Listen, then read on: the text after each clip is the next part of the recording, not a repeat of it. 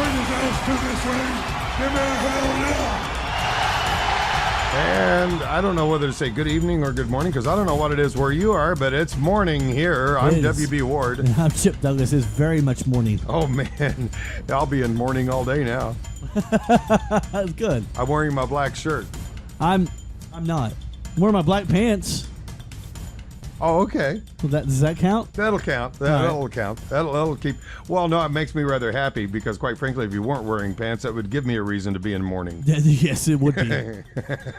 Okay, now that I've got that mental picture, excuse me while I go poke out my mind's eye. How have you been doing this week? I've been doing all right. Okay, and pray tell, how did the Raiders do? We're not going to go there. They were ahead, though, when you and I talked on the phone. Yeah, right? Yeah. I'm sorry I jinxed you. Yeah, 0-5. I am sorry I jinxed you. 0-5. 0-5. Okay. Well, okay.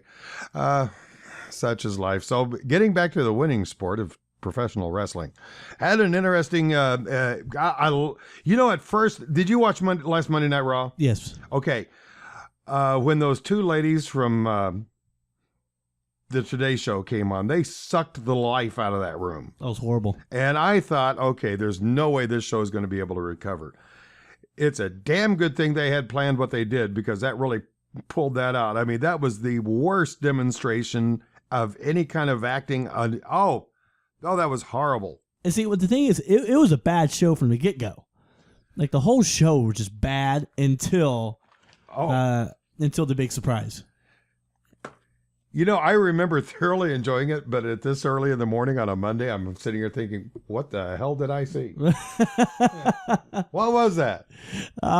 It was just a lackluster show, and I'm talking about the surprise. The surprise? Yeah. Oh, the surprise was incredible. Do you not know what it is? I can't remember. It's too early for me to remember that stuff. Come on. The pie eating, trailblazing, The Rock. Come on. Oh, yeah. Oh, yeah. That certainly woke everybody up. Uh-huh. Including the audience. Yes. Those two ladies from the Today Show just sucked everything out of that. They just sucked everything out of that. Man, wow. I haven't seen, that was the worst performance I've ever seen since a mutual friend of ours tried to stand-up comedy. Yes, exactly. I don't want to say her name. Who? I don't want to say her name. Why not? Because I don't want to give her any publicity. Oh, okay. At all. But she was awful. Okay. She was better than what we saw with the Today Show ladies, though. Really? At least there were punchlines of what she did.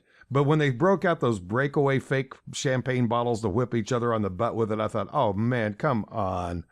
I'm surprised the audience didn't begin to chant boring.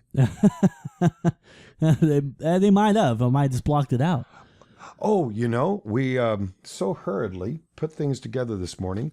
I am going to, friends and fans, you're going to be hearing some pops and whistles and things like this as I plug stuff in. It's not WB. Nope, it's not me for a change. See, we heard something right there. There you go. As we got, do you have a tweet of the week? I do. Oh, see, I was sitting there thinking, oh man, I forgot to plug this in, and I didn't get this set up where I can play your tweet of the week thing. Oh, come on. So let's go ahead and do this if I can get this set up. Oh man, I'm just having a bad morning. This is for those of you, not that anybody cares, but we're doing this on a Monday morning. Yes, it's like 7:37 a.m. And I have not yet begun to fight, as they say, on this early morning. I can't even get things to work. It's rolling. We're live. Yes, we are live. We're live. Yeah, this thing is indeed rolling. Let's see. Why am I not hearing anything? I don't know. Okay, tell you what. Let's forego the tweet. I'm trying my best to play your tweet of the week theme. Yeah, don't worry about it. And it's not playing. All right, but I do got tweet of the week. Go ahead. All right. It's brought to you by WB Creative Humor, which I claim is the Hall of Fame of tweets. It goes, Slam City. You know what Slam City is? Yes. Okay. Slam City are hilarious cartoons about how When fired by WBE, our superstars have no shot at gainful employment. Hashtag WBE Network. There may be a lot more truth into that than what one could think. This is going to bug me now as to why I can't hear this thing play. Just quit now. I know. We're already in the history now. Past it. But I've got some work to do now. Ooh. Yeah. What do you? Did you see Divas last night? I did not. I saw one episode. They had two episodes back to back. I watched the first one and I DVR'd the second one. I'm going to be checking that out today. Now I saw like part of an episode where like Rosa Mendez tried to make out with Natalia. Oh yes, yes she did. I actually saw that, right? And and a little earlier in that episode, she was trying to put the move on Paige. Really? Yep. Rosa Mendez. Oh my gosh. Rosa Mendez. Apparently her closet door swings in both directions. Oh man, that whole Natalia thing was really kind of creepy. It was. Just the way it happened. It was. And because she kept saying all she wanted to do is make sure she has a good time. It's like, oh, okay. And actually the thing with Paige was even creepier because Paige was creeped out. Really? Paige was creeped out by the entire proposition, and she even said, "Man, you're making me feel really, really uncomfortable." And well, Rosa can make a move on me anytime. Yeah. You talked about The Rock's return. I thought Yes. for sure The Rock would be on the top 10 this week. Oh, But let's find out if he has, and if not, who did. Number 10. They may not be the WWE Tag Team Champions anymore, but the Usos continue to stay in the top 10 after multiple victories this week. Number 9. After defeating Alicia Fox on SmackDown, the Divas champion AJ Lee may be best suited competing on her own and staying away from any new frenemy relationships. Number 8.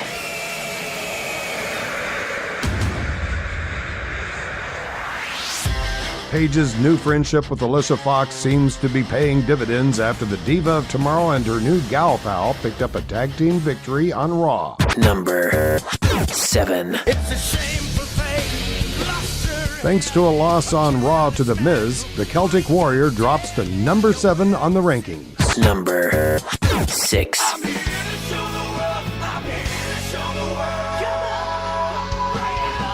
Dolph Ziggler continues to show off his big match potential after victories on Raw and WWE Main Event, but his fall to Rusev may have cost him a few points with the WWE Universe as the show-off takes a plunge of 3 positions from last week's rankings. Number 5.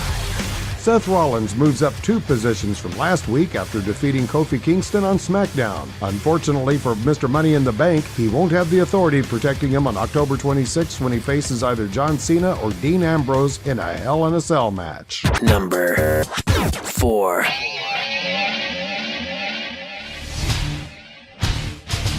Thanks to Seth Rollins, we may never know if John Cena has what it takes to win the WWE World Heavyweight Championship from Brock Lesnar. Either way, the Beast Incarnate remains on the chart as it seems that when it comes to the one who beat the one, the WWE Universe is willing to leave him in the top 10 in spite of no recent appearances. Number 3. I hear voices in my head, they counsel me, they understand, they talk to me. After ending up with mustard all over his face, thanks to Dean Ambrose and his Coney Island hot dog cart, Randy Orton is no doubt nursing some wounds to his ego. Still, his solid performances earned him a position on the countdown 1 step higher than last week. Number 2. Is it possible that John Cena may be spending too much time focusing on Mr. Money in the Bank? That's quite possible as the C-Nation leader drops from the number 1 spot after a 3-week stay at the top. And now, with this week's climb to the top of the chart,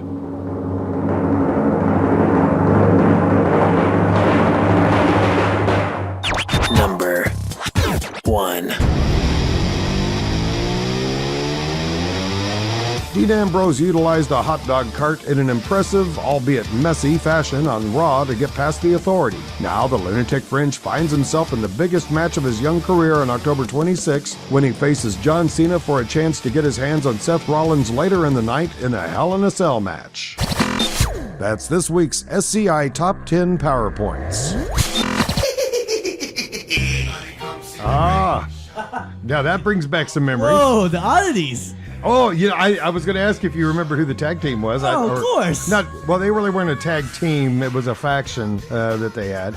Now, do you remember who the artist was who recorded that? Insane Clown Posse. Man, you're ICP. sharp on a Monday morning.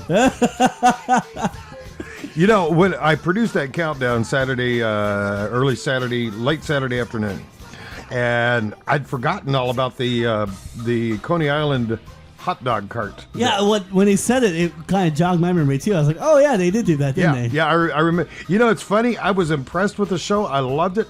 Because this was one of the cleanup jobs they did after the Today Show debacle that they had earlier in the program. In spite of the fact, I still can't recall it. I mean, I remember it now because I Right. just heard that reminder. Right. Well, I mean, the show is kind of focused around one, behind Rock's return. Yes. Yeah, it was. And that had to have been the best kept secret WWE ever had, because usually between the two of us, we catch wind of the rumors, and I didn't see that anywhere. I was watching it live. I was kind of like, I was zoning in and out on it because the whole show, I mean, before that, the show just was, very lackluster. Yes. So Rusev's out there, and I was sure that Big Show was coming out. Yeah. Mm-hmm. And thinking, great, here we go again. Just another Rusev thing. Boy, when that music hit, I was like, whoa. Well, actually, to tell you the truth, when the music hit, I thought for sure it was going to be somebody else coming out. Because, they've done that before. Played one artist's theme song to make you think he's coming out, and then somebody else walks out on the stage to give you the big disappointment. Ugh. That's what I thought they were doing. So I was so pleasantly surprised to see Dwayne Johnson actually standing there on the stage. And I might say I couldn't believe it. I also cannot believe, like I said, how they managed I wonder how the hell they managed to keep that such a Because secret. the crowd was surprised. Yeah, nobody knew. knew. Usually, whenever somebody's going to make an appearance, you'll see people in the audience with signs, Right. Because they do they do promos locally. But I don't think that they promoted this. Not even in the local area. Do you recall where they were? Brooklyn. Was it Brooklyn? Brooklyn. Oh, that's right. It was Brooklyn. Yeah. I don't think they did a local promo on it. No, so, not at all. They kept the lid on this so tight. It really makes me think virtually nobody in the WWE knew except possibly Hunter and Vince. And I'll bet you that even Stephanie didn't know. Yeah, just the people in charge. I mean, oh man, it's so good. And don't you now? Isn't that where The Rock is from? No, Okay, I thought that was his hometown. Miami. Oh, that's right. But one other possible thought comes to mind of how this might have been a total surprise to everybody would be if Dwayne just walked in. Ooh, he just happened to stop by. Yeah, just happened to stop by. And or maybe just decided he was going to crash the show. And I wonder if that is indeed what happened, because The Rock certainly would have enough pull that they would put him on the stage at a last second's Oh, notice. are you kidding? Absolutely. Oh yeah. Yeah, they would roll out the red carpet for him. Absolutely. And when you stop and think about it, that makes the most sense of any other theory. Is it doesn't make sense that Stephanie or Triple H would have known, right. Because I think it would have leaked out. That's the only way I can think of how that could have happened without nobody knowing. He just was happy to be in town. He just decided, hey, I'm going to crash the set. Now, and go. do you possibly see him coming for like a return? I did see the buildup of a possible Triple H Rock match in WrestleMania. Okay, so you saw that tweet too? Yes. Okay. I didn't. Well, no, I didn't see the tweet. Okay. I saw the promo where they were kind of hinting towards that. There's a tweet too that followed up with it. Do you recall who posted that? Triple H. What did he say to the best of your memory? Just kind of Just the idea that it may just happen. the idea could happen. Yeah, that would be a hell of a show. Oh yeah, absolutely. That would be a hell of a show. It'd be a good retirement match. Now here's the big question for you. Okay. Even though, no question, that would be a hallmark match. That'll probably go down in the annals of history within the WWE. No question to it. But on the other side of the coin, why is that bad for the WWE? It's not building any new characters. Exactly. They're still not building the new ones. They have to go back to the well again. Right. I'm glad they're going to this well. This is a good well for them to go to. So I don't have any problem with that. but it's just the fact that they feel that they need to do that. Right. By the way, I don't know if you saw the backstage promo that they did that was supposedly in Triple H's office between The Rock and Triple H, but that was one of the funniest bits I've seen in a long time. That was good. I loved it when they got up nose to nose and going, hey, man, why are we this close? I'm getting kind of creeped out now. Those guys they've been doing it for so long, and they were so good, and they still are good. Oh, yeah. To them, it's just instant chemistry.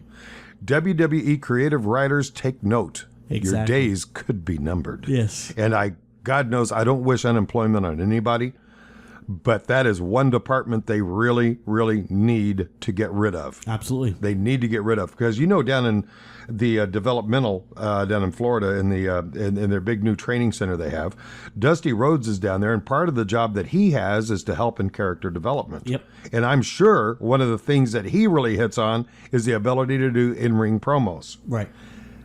They need to let them start trying to apply what they learned. And what's really strange about what's going on in NXT, because I watch NXT, and they have such good wrestlers right now. And they're getting ready to get a good promo guy. It should be debuting. Is that the word? Yeah, debuting like any week now. But phenomenal wrestlers, not good promo guys, which is kind of sad. It is. They remind me a lot of Chris Benoit's. Oh, yeah? Okay. Yeah, that's right. He really wasn't that good on the mic, was he? No, not at all. Not at all. I guess not everybody can be, but they certainly need more people who are, by golly. Absolutely. They most definitely need that. One thing, I was going to make a point there. What was it? When you said Chris Benoit, I immediately started thinking of him. I thought you were going to make an off-color comment. No. Oh, okay. Me? Yeah. An off-colored comment? Yeah. Me? Moi? Yeah. Moi? I was just thinking out loud. The king of glib? No. No, actually, I wish I would have. I really wish I would have. It would have been killer. But this whole idea of, if they're going to take professional wrestling into the direction that they're going, to do that without wrestlers who have the ability to sell things well over the mic is just so counterproductive. I mean, I think they perhaps need to spend less time looking for the body Adonis and start looking for the ability of showmanship. And I think they are. I think they are a lot. The guys that are coming up, they don't have the greatest bodies. They're not the biggest guys. They're just phenomenal technical wrestlers. They were trained right. But do they have the ability with a microphone? Only one of them. I know that seems to be... And he does not have a body. That almost seems to be opposite of what you would want in pro wrestling. But come on, let's face it. That is their ability to draw ratings. Right. Because you stop and look at their current roster. Okay, they've got the Totally Divas reality show. Right. And if there's anything that show has taught me about the Bella Twins, is they are not good talkers. Yeah. They are the typical Valley girls. Right. These are the people that, when you talk to them, almost every sentence they say ends in such a way so that it sounds like they're asking a question. And it's just, damn, girl, shut up. I'm glad that they don't spend too much time trying to ad-lib on a microphone. Speaking of Bellas, yes. and I'm sorry to go off subject here, That's but okay. something popped in my mind. There's a Total Divas episode to where Nikki and Daniel Bryan set Bella down. Yes, Brie, the intervention episode. The intervention. Mm-hmm. And she makes a comment that really pissed me off. Which was? The fact that she goes, I'm the one working, I'm the one trying to pay the bills. And we're struggling. Yeah. How in the world are you struggling? They don't even know what struggle is. I've often thought the same thing. Granted, they're not making any money as long as they're not in the ring. Right. Because if they are, I have a suspicion they are not employees of WWE. They are contract laborers. They are. That's kind of the way I always thought that they structured. So that means if they're not working, they don't get any money. Period. End of story. But they're not hurting. No, exactly. Exactly. And they had another episode of where they were trying to decide, oh gosh, how are we going to make a living after our run through wrestling is going to end, which I had to kind of applaud them for the idea of even knowing that in that line of work you come to an end instead of thinking that they were, there is no end. Yeah, instead of thinking that they were indestructible or something. Right. Excuse me. All right. But so I was kind of glad that they were doing that. But at the same time, I'm sitting there thinking, what do you mean you don't know what you'll do? Why do you have to do anything? You will have your celebrity that you can pull on. Exactly. I mean, look at any one of the wrestlers now. Well, not any one of them, but people like Daniel Bryan, for sure. If he were to walk out of wrestling today for the rest of his life, he could probably earn a good living just off of his name. Appearances. Appearances, write a book, do anything. Yep. Now, Bree, either one of the Bellas writing a book. Yeah. They can barely talk. What's the term for someone that actually writes the book for you? A ghostwriter? Ghostwriter? Mm-hmm. Yeah, they would need 4 of them. Yeah, definitely. Let's see. Paige really isn't too bad. She's a little. I like Paige. She's a little bit cartoonish for me, but she is a little better about working a microphone. Yeah, absolutely, she is. Alicia Fox needs to put some meat on her bones. Yeah. I haven't really heard her work a microphone lately. She's not the greatest. Rosa Mendez works a microphone. The best way she can work it is backstage where you can't see her and it's not things we can discuss here. I don't even know how to follow that up. That was good. But other than that, not so much. The only diva I can think of that is any good on the microphone, in my opinion, would be AJ? AJ and a tie between AJ and Natalie. Okay. And neither one of them are that hot. You see, I saw an old episode of Totally Divas to where Natalia calls Stephanie McMahon like 18 times or something like that. Yeah. And so Drunk called her. And so they have Stephanie's like in the office with her playing back the voicemails. Oh my God. Oh, I really wish that I'm hoping that was real and that wasn't like scripted, because that was incredible.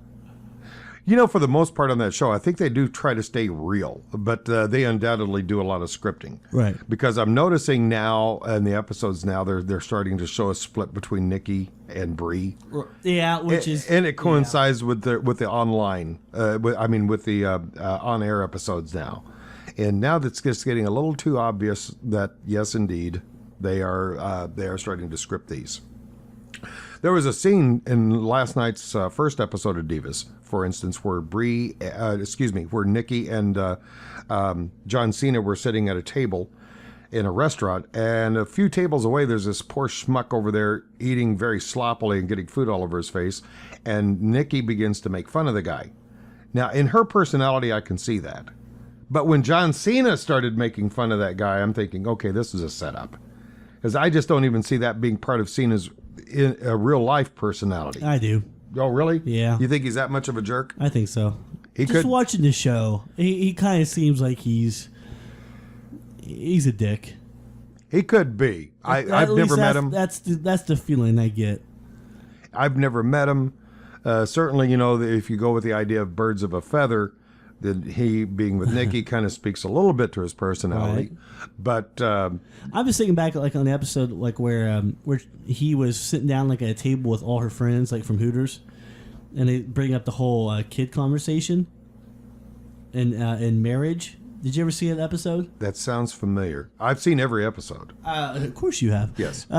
It just they sat down and apparently like all their friends thought Nikki would be the one with like 5 kids or whatever, and John Cena is totally against kids.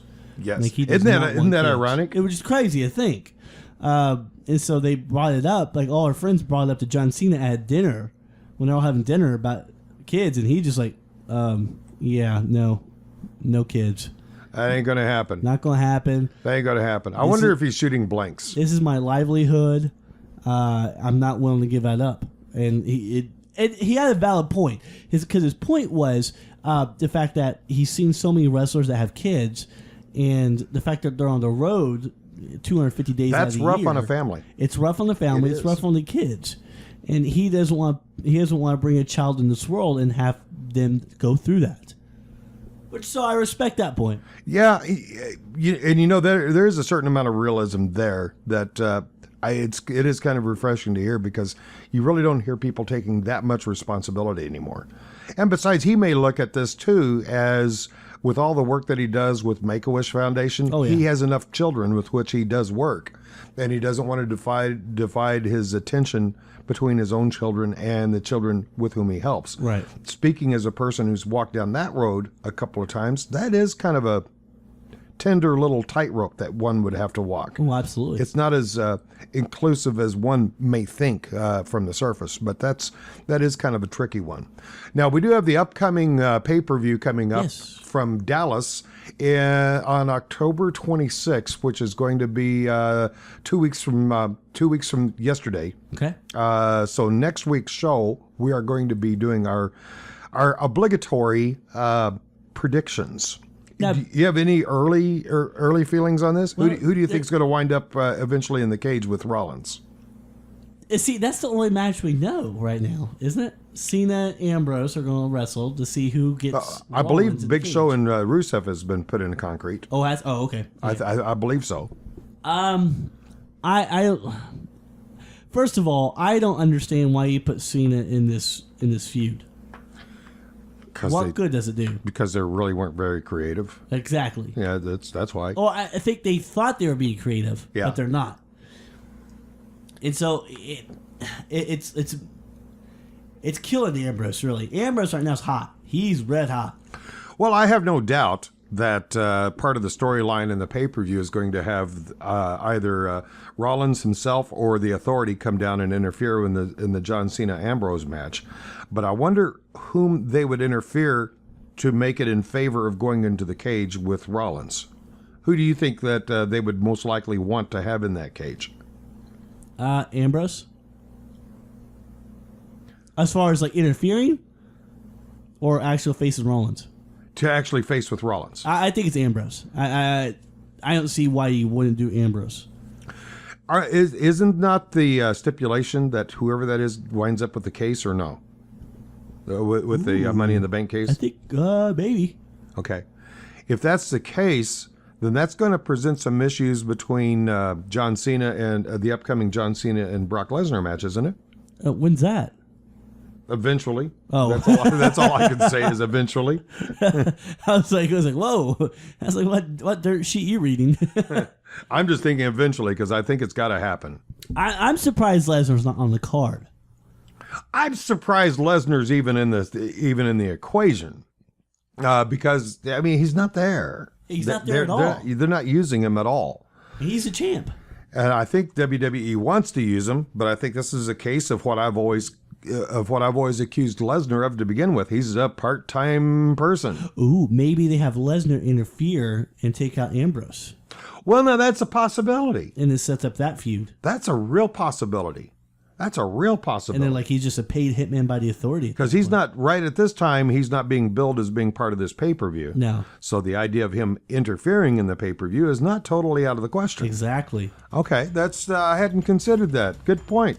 Not bad for a foggy-eyed Monday morning. There we go. Okay. It only took us 28 minutes. They're going to be having to finalize up all the rest of the matches for Hell in the Cell, which... And forgive me for all you people listening to this after today, but I'm going to have to make reference to tonight. They're going to start finalizing all the matches in this evening's Monday Night Raw. So we're going to have to really pay attention so we can start inking down our predictions for the Hell in the Cell next week. Right. Hopefully. That's all I have. Yeah. Okay, so that was still a quick 30 minutes any way you look at it. Oh, yeah, absolutely. So for all of you around the world, around the corner, and up your alley, join us next week for another edition of this show inside of a radio or a computer near you or any other device that you can listen to for this show that we call SCI.